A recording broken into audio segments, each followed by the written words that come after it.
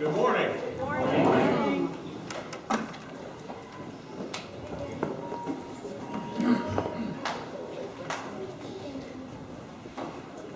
Well, today we're finishing up our series called the Annual Checkup, where we've been looking at three specific areas that God says in His Word are of huge importance for His children.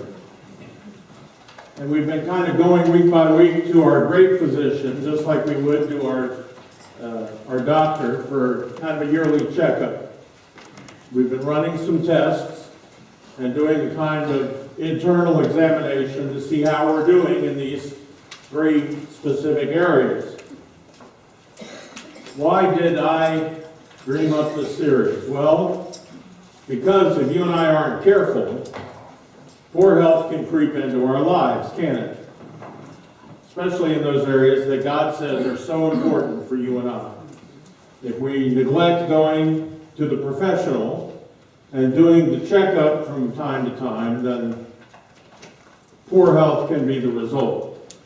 In week one, we looked at our spiritual lives. And last week, we looked at our financial lives and how we steward the resources that God certainly has graced us with. Now today, we're going to look at our relational lives. And you've got some notes in your bulletin this morning, or program. I ask that you get those out and fill in the blanks as we go along. Today we're taking into account what God says that you and I are supposed to do when it comes to relationships. So let's dive right in by first taking a poll this morning. Quick show of hands, how many of you in this room have ever had a problem with another person? Looks like almost 100%. Just as I thought. It's kind of universal, isn't it? And it doesn't matter whether you're a Christian or not, whether you attend church frequently or infrequently, even if you don't attend church at all, we all tend to experience conflict in relationships, don't we? So in light of that fact, I want to start off this morning by looking at three important facts about being relational when you're in this human race that we're in, being human beings. And the first fact that I want you to write down is this: everyone wants better relationships, don't we? Even if you're in, a pretty happy marriage, or you have a friend that you consider to be your bestie. There's a term. Or your BFF. How many of you have no idea what a BFF is? Best friend forever. It's an abbreviation that they use on the internet. Yeah, even if things are going good in a relationship that you're involved in, you still instinctively, deep down inside, think to yourself that that relationship probably could be a little better. And you want it to be better. You secretly long for it to be better. Maybe you've lost a friend or a loved one, and there's this nagging question about, okay, now how do I find love? Now how do I find connection or belonging in life? Parents, you wish you had a better relationship with your kids. Single people in your quest for a significant other. Everybody wants better relationships. Why? Why do we long for this? Well, that brings us to the next important fact about being relational. It's because your relationships will impact your life more, listen, than anything else. We long for better relationships because relationships are the part of life that bring us the most meaning, the most joy, the most security. I mean, research has shown time and time again, even in secular psychological research, studies show that long-term sustained happiness over time is not the fruit of wealth or achievement or success or popularity. Long-term happiness is most often the product of deep, meaningful relationships. And this isn't just a secular concept. We know that because God has created us with the intention that our relationships will be the most satisfying thing that we could ever experience in this life. Our relationship to Him, our relationship with others. When He created marriage, the relationship that you can have with your spouse that was made for your benefit, and something that would bring you the most joy, or certainly a joy that you can't experience in other types of relationships. Now here's the thing as I studied this topic that is the most baffling truth about human beings and relationships. And it's so clearly evident in the lives of human beings, even given the two truths that I just gave you. Are you ready for this third one? Here it is. Everyone puts their relationships at risk. I am astounded, folks, that we all want better relationships, and we all really recognize how important relationships are to our happiness and well-being. And yet, so many times, we are all too willing to put those relationships at risk. Why is that? We put them at risk by the way we treat others who are close to us, or by the countless hours that we spend at work instead of at home with family. Life too easily becomes more about advancing our careers or getting the job done or making more money, and it becomes less about quality time with kids and spouses and relatives and best friends. And I ask myself, why do we do that? So many of us need a refresher course in how we handle conflict and tension or disappointment in our relationships, because our response to those things, or the ignore it and it might go away response, which never works, puts our relationships at risk. I was talking to a friend this week about how she's been trying to talk with her husband for months about something that is very important to her, and he keeps avoiding the subject. And it's driving her crazy because she feels like by him not engaging with her on this subject, he doesn't care about her feelings on the matter. And frankly, I recommended some Christian counseling for them. Folks, we make choices every day that can put our most significant relationships at risk. And in our glorious human condition, we make the dangerous assumption. We assume, I'm going to be the exception. It's okay, because I'm going to be the exception. I will be the exception. We hear statistics, we see other people's relationships falling apart because of the same things that we tend to do. We hear sermons, we receive wise counsel from people that we trust, but we still have a tendency to say, but that's never going to happen to me.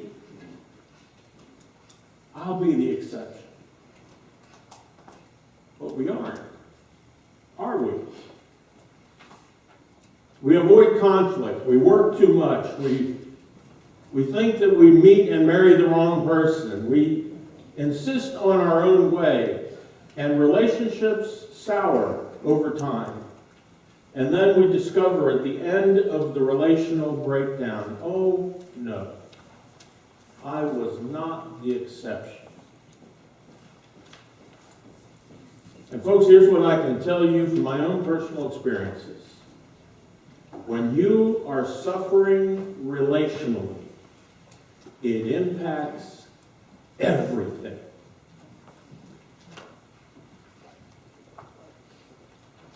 And that is why, for the remainder of our time together this morning, we're going to take a hard look at some relational vital signs as God has given them to us through the Scriptures, and we're going to do our own self-checkup to see how we can do better at these relationships that are so fragile and yet so important in our lives. In Colossians 3, Paul was writing to the church, and he was trying to teach them how to do God-honoring relationship with others, God's way. And this is what he says from Colossians 3. Therefore, as God's chosen people, holy and dearly loved, clothe yourselves with compassion, kindness, humility, gentleness, and patience. Bear with each other and forgive one another if any of you has a grievance against someone. Forgive as the Lord forgave you. And over all these virtues, put on love, which binds them all together in perfect unity, he says. Now, you and I have heard that scripture before, haven't we? You've probably heard it most often at weddings, where the pastor officiating the ceremony is instructing the couple on how to relate to each other in their newfound married life.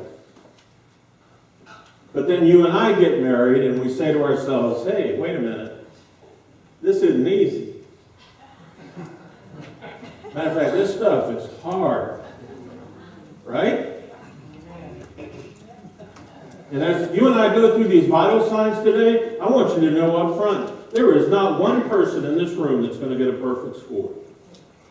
Not one. But that's okay. Because the work of sanctification happens to you and I over time. It may not ever be possible that in our humanity we will ever master any of these behaviors. But we always need to push in that direction and realize as we do that as you're pushing forward, your humanity is pushing back in your attempts to improve your relationships. One more thing I need to warn you about before we dive in here. Here's the thing about the 3 vital signs that we've looked at in this series. With number 1 and number 2, spiritual and financial, you can do usually a pretty good assessment of how you're doing all by yourself. If you'll just be honest with yourself, you can look at it and go, I think I can figure out whether I'm doing this one good or not. But when it comes to relationships, the best way to assess that is by asking the people who you are in relationship with, how am I doing? Ouch, right? Because they're better at assessing you on this than you are. Remember, you're thinking that you can just keep doing things the way you've been doing them, and you're going to be the exception. You're fooling yourself. So I want you to think about someone that you are in a very close relationship with, who can dare to be honest with you, because your homework this week is going to be to take this checklist and learn what God expects of you, and then to go to that person and ask them, how am I doing in these areas?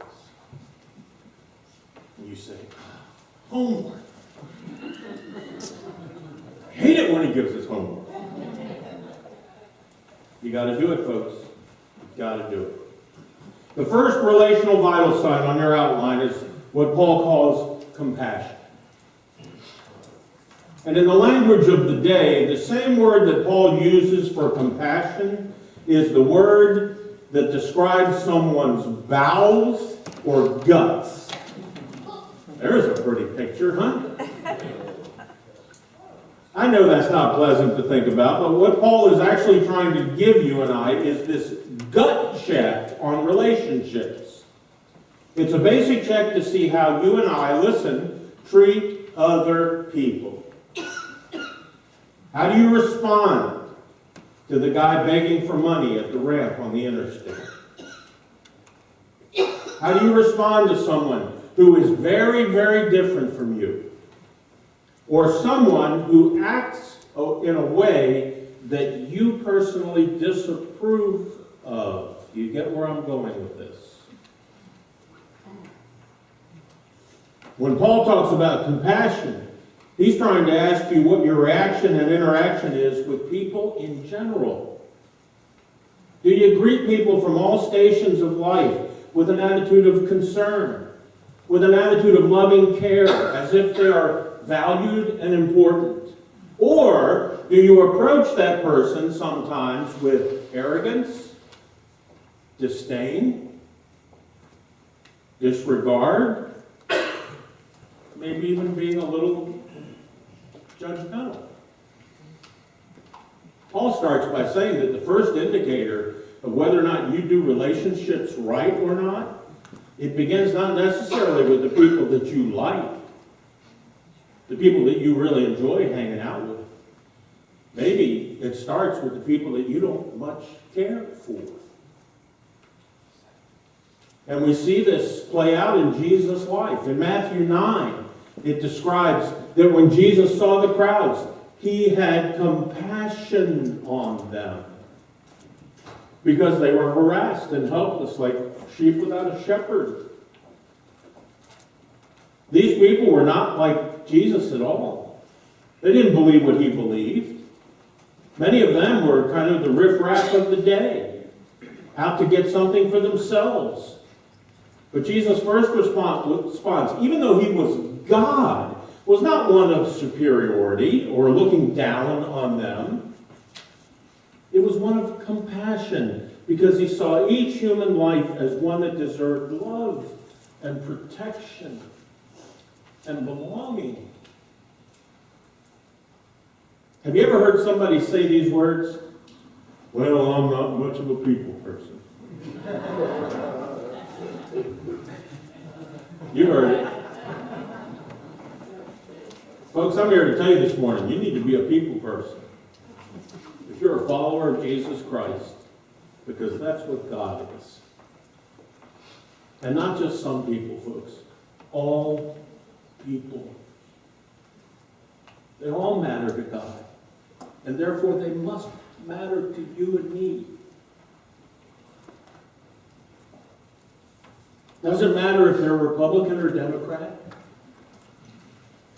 Doesn't matter if they root for the Ravens or the Redskins. The litmus test for great relationships begins not only with people who you care about, but it really starts with people you don't. Compassion for everyone. So where are you on this particular first one in the checkup list? Where do you think you score? The second vital sign on your outline is kindness. Kindness. Now, what I want you to note here on your outline is that kindness is not the same as just trying to be nice. You see, in churches all around the world, I think they are filled with people this morning who think that God's basic request of them is to just try to be nice. That's not it.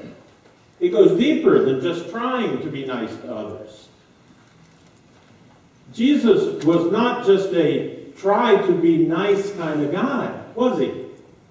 I mean, he rebuked people. He called them out at times. He turned over tables in the temple.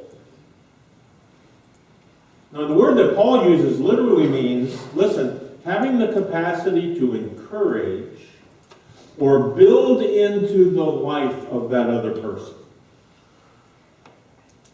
So the question for you and I this morning is this: are we authentic encouragers of people?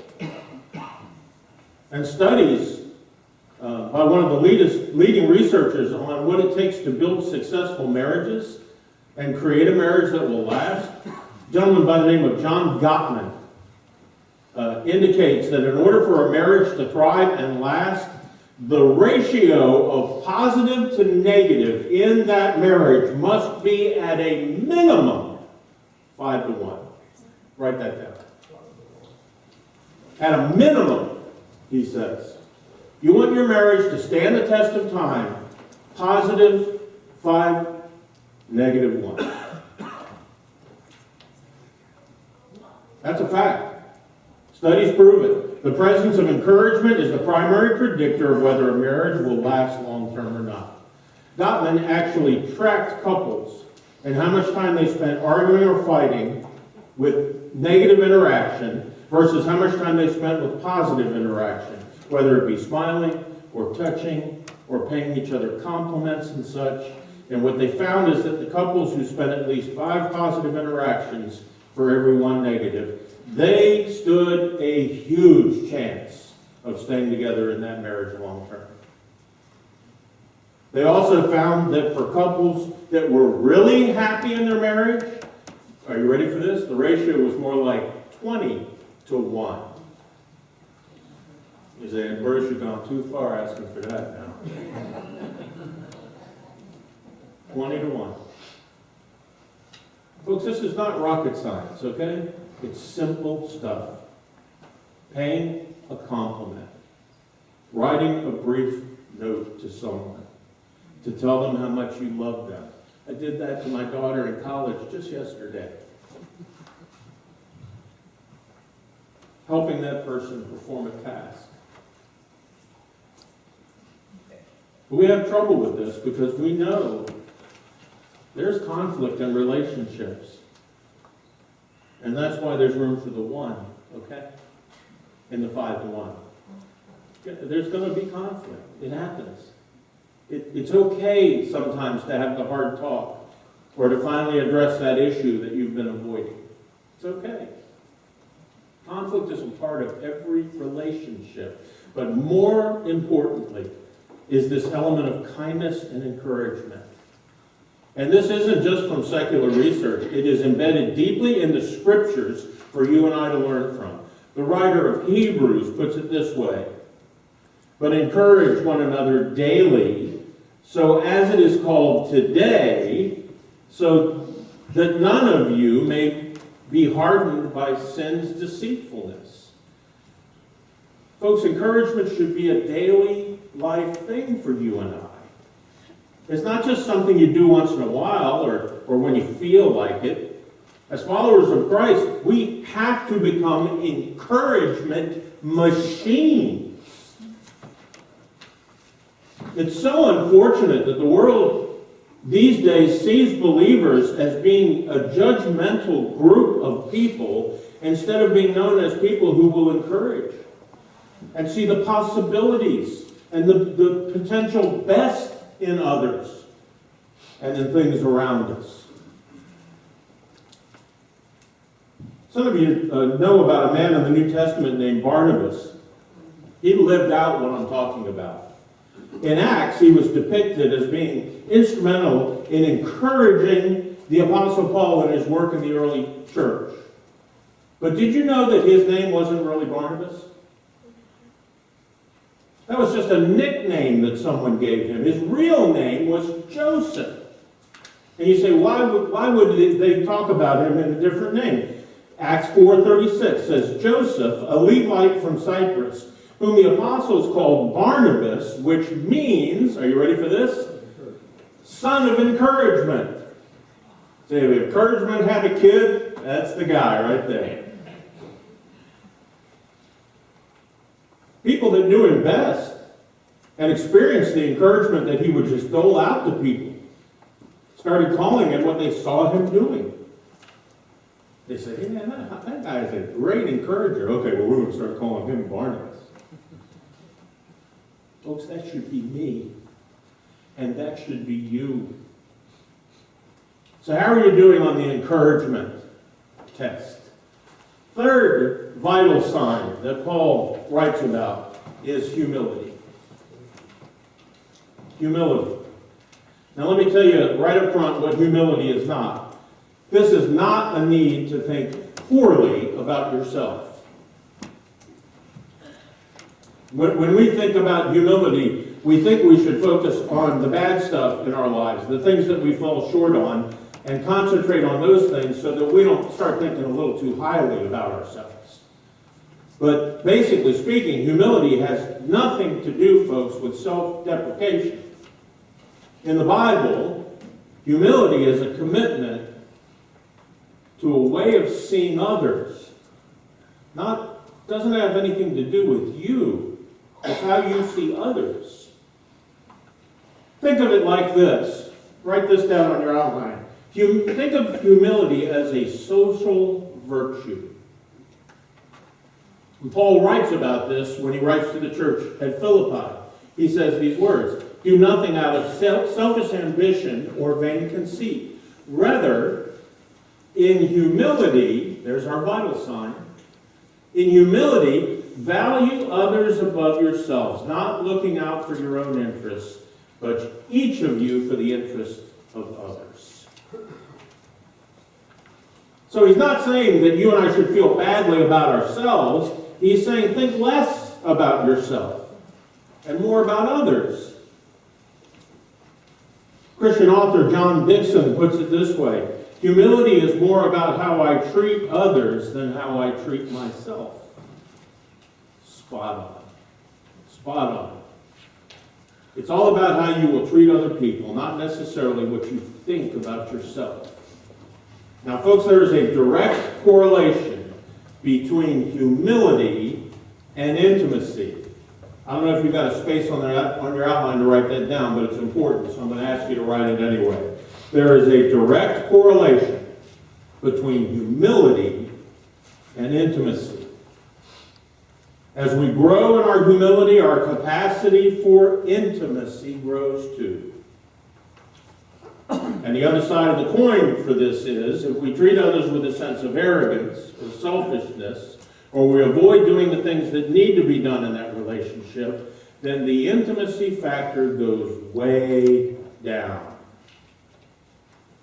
And properly used, humility is also then the key guard against you and I becoming judgmental in our relationships.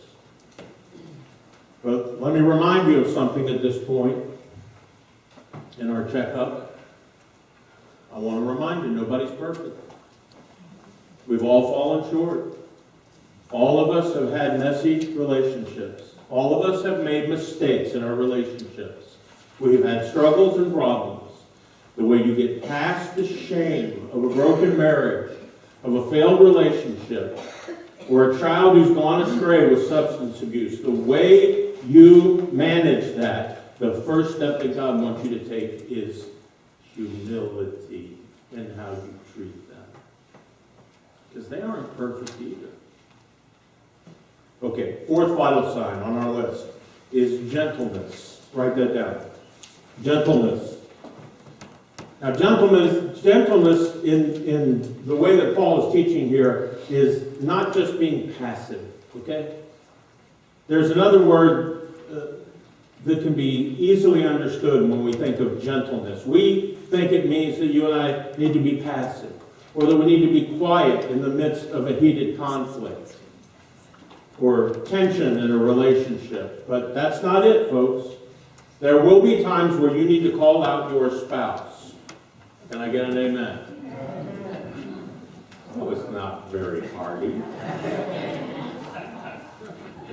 I know, you don't want any conflict this afternoon, I get it. Okay, let me use a better analogy. There will be times where you have to discipline your child.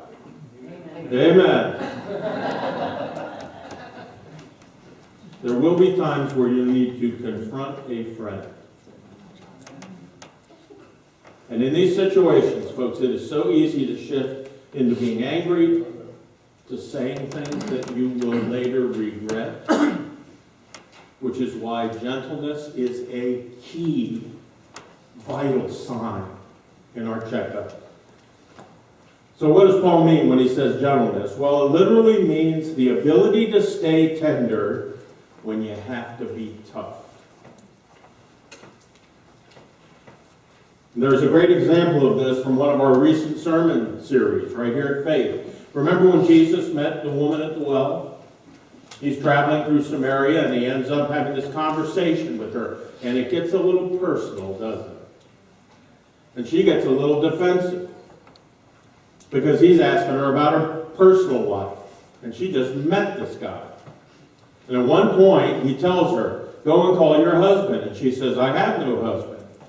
Let's look again at what he said. John 4:17. You are right when you say you have no husband. The fact is, you've had 5 husbands. Girlfriend. And the man that you have now is not your husband. He didn't do the girlfriend. See, in actuality, Jesus talked to her the way you and I need to learn to talk to people. He isn't condoning her actions. He doesn't skirt it. He knows that he should confront her, but he doesn't get angry. He doesn't condemn. He doesn't lash out. Jesus is truthful, but gentle. Now take a minute and ask yourself how this could be better applied in your life. Truthful, but gentle. Maybe for you, you recognize that you have a tendency to show a bit of a temper in tense situations. Maybe you recognize your tendency to want to be understood more than understand someone else's feelings or point of view. Maybe for you, this checkup on the list has to do with the way you get angry with a person, but then you go off and gossip about them behind their back. See, gossip is the opposite of gentleness, folks. Gentleness actually has the power, listen, to rebuild and restore. I love how the writer of Psalms expresses this about God in Psalm 18, where he says these words, you have given me the shield of your salvation. Your right hand supported me, and your gentleness made me great. You see, we think it's more important to have wisdom or intellect or courage. We think it's more important to show strength or to have the ability to control in our exchanges with people, in our relationships. But listen, folks, it is gentleness that will make the other person feel great about being in a relationship with you, even when you're speaking tough love. So how are you doing on this vital sign? And that brings us to our 5th this morning, which is patience.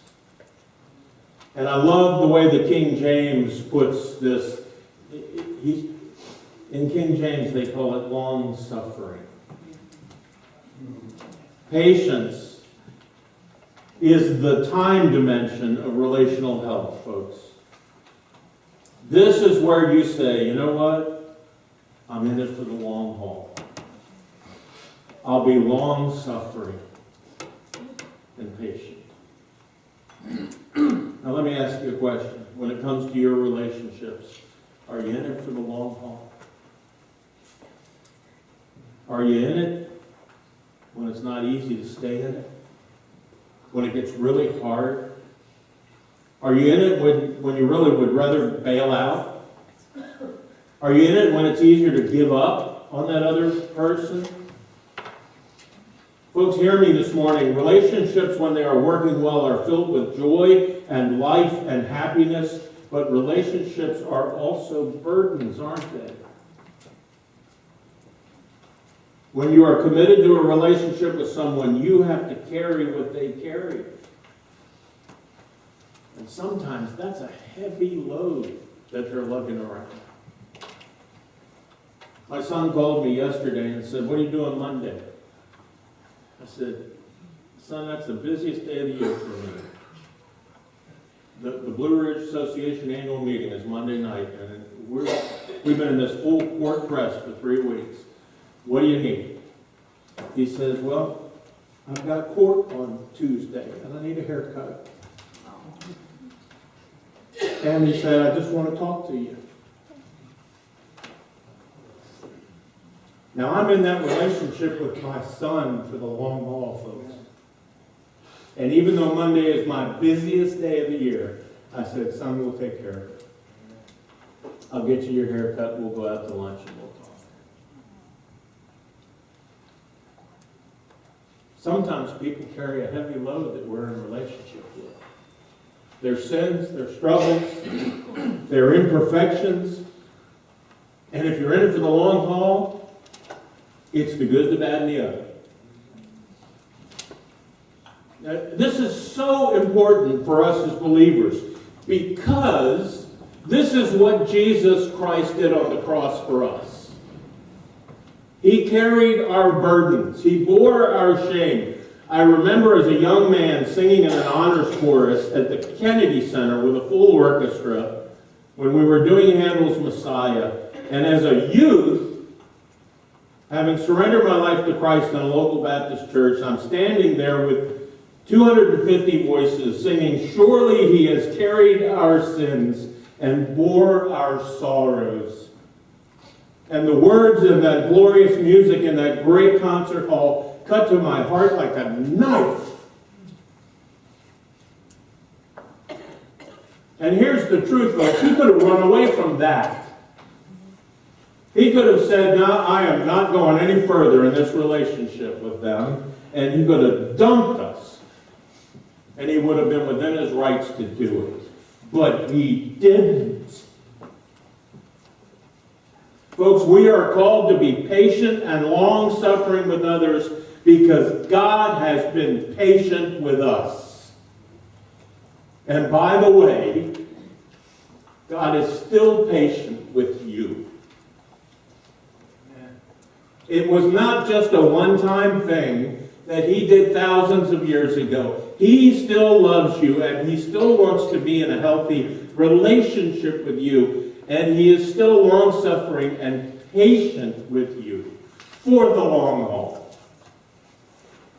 I love this text from 2 Peter that says, "The Lord is not slow in keeping his promise, as some understand slowness. Instead, he is patient with you, not wanting anyone to perish, but everyone to come to repentance." God is long-suffering and patient with you and I, so we must be in our relationship with others too. Now, it's important for me to say here, though, that you are not required to stay in an abusive, demeaning relationship. As a young policeman, I went to too many calls where spouses and girlfriends had been literally battered, emotionally and physically, and they would stay with that man, and I would leave in my cruiser thinking, why? I mean, the reason the woman was given the opportunity for divorce in the Old Testament law was primarily because women in abusive relationships could literally be abandoned by their husbands and left alone in the streets to starve to death. Had it happened? So God gave a provision for a woman to escape any marriage where the husband had already broken his covenant commitment with her or been abusive. Now, we could do a whole different sermon or series on divorce, but that's not for today. Folks, you do not need to hear this from me, because we all know it, but not every marriage lasts. Marriages fail. Friendships fade. Brokenness happens because people hurt one another. That's the truth of it. We hurt each other. And that brings us to the sixth and most important vital sign this morning that Paul gives, and that's forgiveness. Relationships are hard because forgiveness is hard. People will always hurt people. In fact, at some point in your life, everyone you know in your life is going to hurt you. You say, well, Bruce, you're just full of cheery information. Every human being has the capacity to hurt others,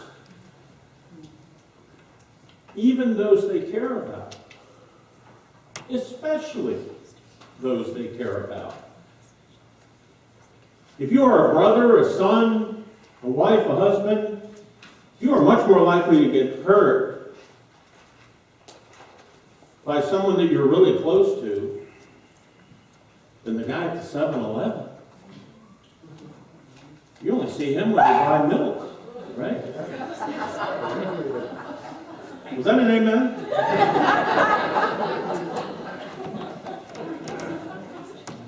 Okay, so folks, people will hurt you, but when that happens, you have a choice to make. Will you forgive them? Or will you cling to anger and resentment and bitterness and withhold forgiveness? Listen, in the short term, in our humanity, to not forgive feels like the right thing to do, doesn't it? But here's the truth. Over time, the soul cannot thrive without forgiveness. What God intends to happen in relationships cannot happen unless you are willing to forgive. Because anger doesn't ease over time, does it? In fact, it tends to get worse. It eats away at you. We can become jaded and cold and calloused. We can put up walls and get defensive, so much so that other relationships we are in start to suffer.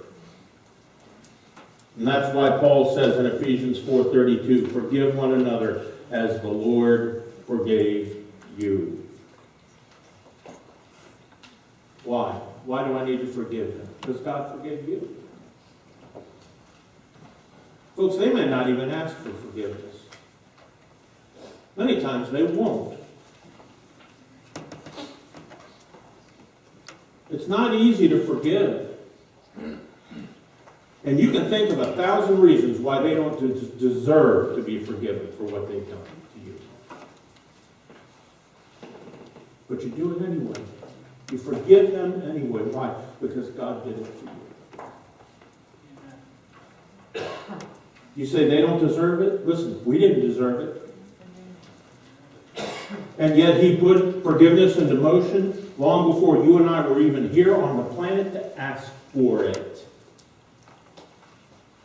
He, in the person of His Son, went to a cross to say once and for all time, forgive them, Father. They don't even know what they're doing, but forgive them anyway.